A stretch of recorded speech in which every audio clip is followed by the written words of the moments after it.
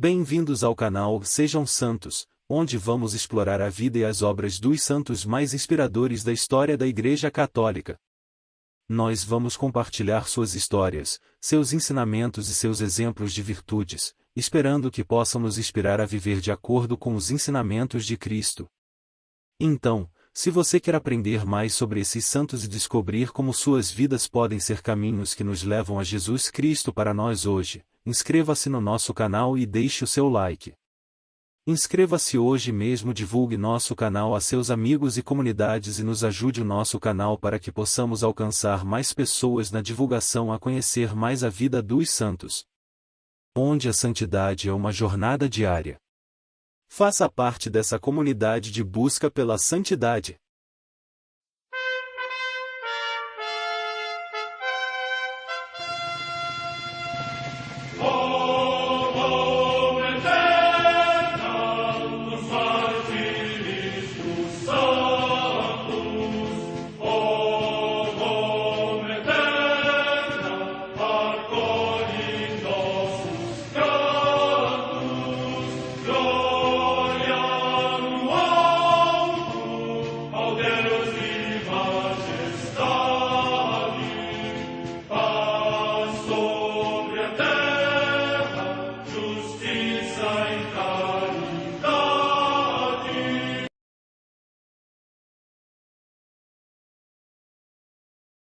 Ler a vida dos santos desperta em nós o desejo de seguir a Cristo.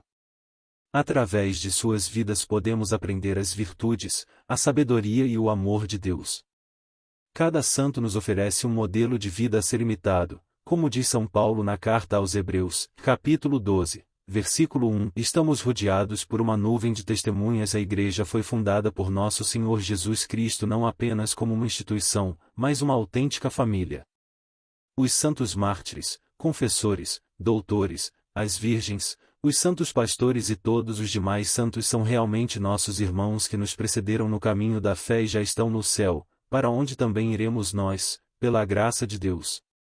Portanto, sede santos, assim como o vosso Pai Celeste é santo. Mateus capítulo 5, versículo 48.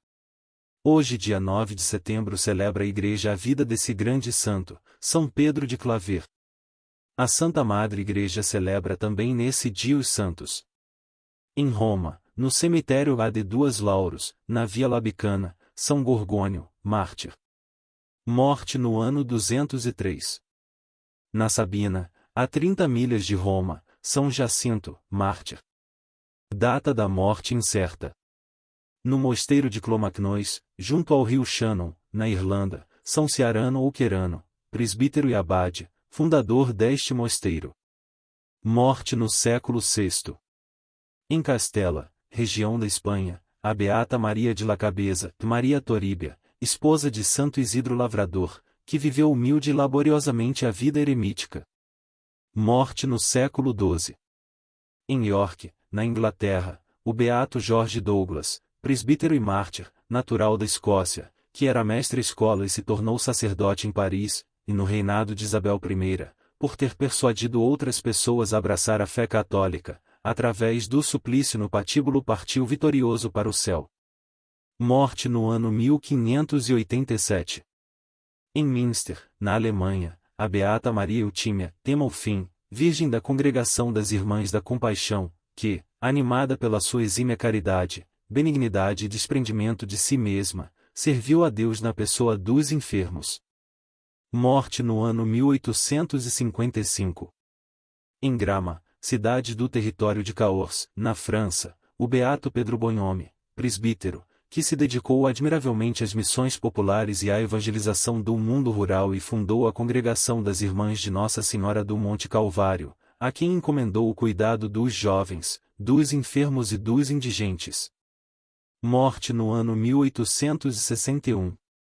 Em Port Louis, na Ilha Maurícia, no Oceano Índico, o Beato Tiago Desidério Laval, presbítero, que, depois de exercer alguns anos a profissão de médico, se fez missionário na Congregação do Espírito Santo e conduziu muitos negros libertos da escravidão à liberdade de filhos de Deus. Morte no ano 1864. Em Bilbao, no País Basco, na Espanha, o beato Francisco Garate Aranguren, religioso da Companhia de Jesus, que desempenhou o ofício de porteiro durante 42 anos com insígne humildade. Morte no ano 1929. Vida de São Pedro Claver. Escravo dos africanos para sempre, foi o programa de vida desse jovem missionário jesuíta que batizou mais de 300 mil negros escravos ao longo de 35 anos de labor apostólico. Certo dia da segunda metade do ano do Senhor de 1610, as grandes e amareladas velas do galeão São Pedro eram recolhidas e suas âncoras tocavam o fundo de uma bela baía. A tripulação inteira abeirava-se do parapeito e contemplava com curiosidade e admiração a cidade de Cartagena, na província da Nova Granada, da atual Colômbia, que se apresentava deslumbrante diante dos seus olhos, com suas enormes muralhas de pedra branca brilhando sob o causticante sol tropical. O azul profundo do céu refletia-se nas águas mansas e cálidas do porto, onde se balançava graciosamente um sem número de embarcações de todo tipo e tamanho. Dentre a pitoresca multidão de marinheiros e passageiros que se apressavam em desembarcar do galeão recém-chegado, destacavam-se singularmente as negras batinas de 4 religiosos, 3 sacerdotes e um noviço da ordem fundada, não havia muito tempo, por Inácio de Loyola e na Companhia de Jesus. Dos 3 presbíteros, a história não perpetuou os nomes. Religiosos desconhecidos, como centenas de milhares que imolaram suas vidas seguindo os passos do Mestre Divino, anônimos para os homens e filhos prediletos de Deus. O noviço, porém, de fisionomia austera, silencioso, um tanto retraído e quase passando despercebido, marcou com sua vida a história da América do Sul e brilhará para sempre no firmamento da Igreja, São Pedro Claver. A aurora de uma vocação. Nascido em Verdú, pequena cidade espanhola da Catalunha, em 1580, Pedro Claver sentiu-se chamado para a vida religiosa desde tenra infância. Aos 22 anos de idade, bateu às portas do noviciado da Companhia de Jesus. 2 anos mais tarde, a fim de completar os estudos de filosofia, foi enviado por seus superiores ao Colégio de Montezion, na ilha de Maiorca. Deu-se, então, um providencial encontro que marcaria de modo indelével a vida de Pedro e firmaria definitivamente sua vocação. Nesse colégio habitava um venerável ancião, simples irmão coadjutor e porteiro da casa, que séculos depois seria canonizado e viria a ser uma das glórias da ordem, em Santo Alonso Rodrigues. Desde o primeiro instante em que os límpidos olhos do santo porteiro penetraram o coração do noviço, discerniu o ancião a vocação do jovem e um profundo e sobrenatural relacionamento uniu então aquelas duas almas. O que devo fazer para amar verdadeiramente a nosso Senhor Jesus Cristo? Perguntava o estudante. E Santo Alonso não se contentava em dar um simples conselho, mas descortinava os ilimitados horizontes da generosidade do holocausto. Quantos que vivem ociosos na Europa, poderiam ser apóstolos na América? Não poderá o amor de Deus sulcar esses mares que a cobiça humana soube cruzar? Não valem também aquelas almas a vida de um Deus? Por que tu não recolhes o sangue de Jesus Cristo? As ardentes palavras do velho porteiro acenderam labaredas de zelo que acabariam por consumir o coração de Pedro Claver. Nessa época, o irmão Alonso foi favorecido por Deus com uma mística visão e sentiu-se arrebatado até o céu onde contemplou incontáveis tronos ocupados pelos bem-aventurados, e no meio deles, um trono vazio. Escutou uma voz que lhe dizia: é este o lugar preparado para teu discípulo Pedro, como prêmio de suas muitas virtudes e pelas inúmeras almas que converterá nas Índias, com seus trabalhos e sofrimentos. Fachada da igreja de São Pedro Claver, em Cartagena, sob o altar-mor, veneram-se hoje os restos do santo missionário e sacerdote. No dia 23 de janeiro de 1610, o superior provincial, atendendo a seus pedidos, enviou-o como missionário à tão anelada América do Sul. E no final desse mesmo ano, após longa travessia, aportou na cidade de Cartagena, uma das mais importantes do Império Espanhol do além-mar. Terminada sua formação teológica na Casa de Formação dos Jesuítas na província da Nova Granada, recebeu finalmente o sacramento da ordem no dia 19 de março de 1616 e celebrou sua primeira missa diante da imagem da Virgem dos Milagres a quem professaria sempre uma ardorosa e filial devoção. O campo de batalha. A cidade de Cartagena constituía, nessa época, um dos pontos principais de comércio entre a Europa e o Novo Continente, e juntamente com Veracruz, no México, eram os dois únicos portos autorizados para a introdução de escravos africanos na América Espanhola. Calcula-se que cerca de 10.000 escravos chegavam anualmente a esta cidade, trazidos por mercadores, geralmente portugueses e ingleses, que se dedicavam a este vil e cruel comércio. Esses pobres seres, arrancados das costas da África, onde viviam no paganismo e na barbárie, eram trazidos no fundo dos porões dos navios para serem vendidos como simples objetos e finalmente destinados ao trabalho nas minas e nas fazendas onde, depois de haver vivido sem esperança, morriam miseravelmente sem o auxílio da religião. Converter esses milhares de infelizes cativos e lhes abrir as portas do céu, foi a missão a qual Pedro Claver consagrou toda a sua existência. Assim, quando chegou o grandioso e esperado momento de emitir os votos solenes, pelos quais se comprometia a ser obediente, casto e pobre até a morte, assinou o documento com a fórmula que doravante seria a síntese de sua vida: Petrus Claver, ait opum semper servus. Pedro Claver, escravo dos africanos para sempre. Tinha 42 anos de idade. O escravo dos escravos. Quando um navio carregado de escravos chegava ao porto, o padre Claver acorria imediatamente numa pequena embarcação, levando consigo uma grande provisão de biscoitos, frutas, doces e aguardente. Aqueles seres embrutecidos por uma vida selvagem e exaustos pela viagem realizada em condições desumanas, olhavam-no com temor e desconfiança. Mas ele os saudava com alegria e por meio de seus auxiliares e intérpretes negros, tinha mais de 10, e dizia-lhes: não temais. Estou aqui para vos ajudar, para aliviar vossas dores e doenças. E muitas outras frases consoladoras. Porém, mais que as palavras, falavam suas ações. Antes de mais nada, batizava as crianças moribundas, depois recebia em seus braços os enfermos, distribuía a todos bebidas e alimentos e fazia-se servo daqueles desventurados. Árdua catequese. Levando em sua mão direita um bastão encimado por uma cruz e um belo crucifixo de bronze pendurado no pescoço, saía Pedro Claver todos os dias para catequizar os escravos. Calores extenuantes, chuvas torrenciais, críticas e incompreensões até dos próprios irmãos de vocação, nada arrefecia sua caridade. Com frequência batia nos pórticos senhoriais da cidade pedindo doces, presentes, roupas, dinheiro e almas decididas que o auxiliassem em seu duro apostolado. E não poucas vezes nobres capitães, cavaleiros e senhoras ricas e piedosas o seguiam até as míseras moradias dos escravos. Entrando nesses lugares, seu primeiro cuidado dirigia-se sempre aos doentes. Lavava-lhes o rosto, curava suas feridas e chagas e repartia a comida aos mais necessitados. Apaziguadas as penalidades do corpo, reunia então a todos em torno de um improvisado altar, os homens de um lado e as mulheres de outro, e iniciava a catequese que ele sabia colocar maravilhosamente ao alcance da curta inteligência dos escravos. Pendurava à vista de todos uma tela pintada com a figura de Nosso Senhor crucificado, com uma grande fonte de sangue correndo de seu lado ferido aos pés da cruz. Um sacerdote batizava com o sangue divino vários negros, os quais apareciam belos e brilhantes. Mais abaixo, um demônio tentava devorar alguns negros que ainda não haviam sido batizados. Dizia-lhes, então, que deveriam esquecer todas as superstições e ritos que praticavam nas tribos e lugares de origem, e lhes repetia isso muitas vezes.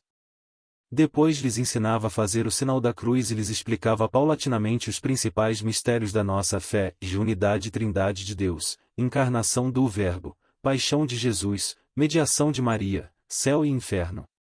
Pedro Claver compreendia bem que aquelas mentalidades rudes não podiam assimilar ideias abstratas sem a ajuda de muitas imagens e figuras. Por isso lhes mostrava estampas nas quais estavam pintadas cenas da vida de Nosso Senhor e de Nossa Senhora, representações do paraíso e do inferno. Batizou mais de 300.000 escravos. Após inúmeras jornadas de árdua evangelização, batizava-os finalmente. Para celebrar este sacramento utilizava uma jarra e uma bacia de fina porcelana chinesa, e queria que os escravos estivessem limpos. Introduzia seu crucifixo de bronze na água, abençoava-a e dizia que agora aquele líquido era santo, e que após serem lavadas nessa água suas almas se tornariam mais refulgentes que o sol. Calcula-se que ao longo de sua vida São Pedro Claver batizou mais de 300.000 escravos. Aos domingos, percorria ruas e estradas da região chamando-os à Santa Missa e ao sacramento da penitência. Dias havia que passava a noite inteira confessando os pobres escravos. Reflexos de um imenso amor. Sua ardente e inextinguível sede de almas era apenas o transbordamento visível das labaredas interiores que consumiam a alma deste discípulo de Cristo. Significativos indícios levantam um tanto o véu que cobriu durante sua vida o altíssimo grau de união com Deus que ele havia atingido. Todo o tempo livre de confessar, catequizar e instruir os negros, dedicava-o à oração, narra uma testemunha. Repousava diariamente apenas 3 horas, e passava o resto da noite de joelhos em sua cela ou diante do Santíssimo Sacramento, em profunda oração, muitas vezes acompanhada de místicos arroubos. Grande adorador de Jesus Hóstia, preparava-se todos os dias durante 1 hora antes de celebrar o sacrifício do altar, e permanecia em ação de graças meia hora após a missa, não permitindo que ninguém o interrompesse nesses períodos. Ilimitada também era sua devoção a Nossa Senhora. Rezava o rosário completo todos os dias, ajoelhado ou andando pelas ruas da cidade, e não deixava passar nenhuma festa dela sem organizar solenes celebrações, com música instrumental e coral. Longo Calvário. Aquele varão, que tinha passado a vida fazendo o bem, que tantas dores havia aliviado e tantas angústias consolado, teve de padecer, como seu divino modelo, indizíveis tormentos físicos e morais antes de ser acolhido na glória celeste. Após 35 anos de intensíssimo labor apostólico e 70 de idade, caiu gravemente enfermo. Pouco a pouco foram-se paralisando as extremidades de seus membros, e um forte tremor agitava continuamente seu corpo extenuado. Tornou-se uma espécie de estátua da penitência com as honras de pessoa, relata uma testemunha. Da estreita janela da enfermaria, contemplava São Pedro Claver a imensidade do mar, aguardando o momento do supremo encontro com Deus. Os últimos 4 anos de existência terrena, ele os passou imobilizado na enfermaria do convento. E, por incrível que pareça, este homem que havia sido a alma da cidade, o pai dos pobres e o consolador de todas as desventuras, foi completamente olvidado por todos e submergido no esquecimento e no abandono. Passava os dias, os meses e os anos em silenciosa meditação, contemplando da janela da enfermaria a imensidade do mar e escutando a melodia das ondas que se rompiam contra as muralhas da cidade. A sós com a dor e com Deus, aguardava o momento do supremo encontro. Um jovem escravo fora designado pelo superior da casa para cuidar do doente. Entretanto, esse que deveria ser enfermeiro não passava de bruto algoz. Comia a melhor parte dos alimentos destinados ao paralítico e um dia o deixava sem bebida, outro sem pão, muitos sem comida, segundo conta uma testemunha da época. Também o martirizava quando o vestia, governando-o com brutalidade, torcendo-lhe os braços, batendo nele e tratando-o com tanta crueldade como desprezo. Porém, nunca seus lábios proferiram a menor queixa. Mais merecem minhas culpas, exclamava às vezes. Glória já nesta terra, e morreu o santo. Certo dia de agosto de 1654, disse Claver a um irmão de hábito, e isto se acaba. Deverei morrer num dia dedicado à Virgem. Na manhã de 6 de setembro, à custa de um imenso esforço, fez-se conduzir até a igreja do convento e quis comungar pela última vez. Quase se arrastando, aproximou-se da imagem de Nossa Senhora dos Milagres, diante da qual havia celebrado a sua primeira missa. Ao passar pela sacristia, disse a um irmão e morro. Vou morrer. Posso fazer algo por vossa reverência na outra vida? No dia seguinte, perdeu a fala e recebeu a unção dos enfermos. Sucedeu, então, algo de extraordinário e sobrenatural. A cidade de Cartagena pareceu acordar de uma longa letargia e por todos os lados corria a voz, morreu o santo. E uma multidão incontenível dirigiu-se para o colégio dos jesuítas, onde agonizava Pedro Claver. Todos queriam oscular suas mãos e seus pés, tocar nele rosários e medalhas. Distintas senhoras e pobres negras, nobres, capitães, meninos e escravos desfilaram nesse dia diante do santo, que jazia sem sentidos em seu leito de dor. Só às 9 horas da noite os padres conseguiram fechar as portas e assim conter aquela piedosa avalanche. E assim, entre 1 hora e 2 horas da madrugada de 8 de setembro, festa da Natividade de Maria, com grande suavidade e paz, o escravo dos escravos adormeceu no Senhor. São Pedro Claver, rogai por nós.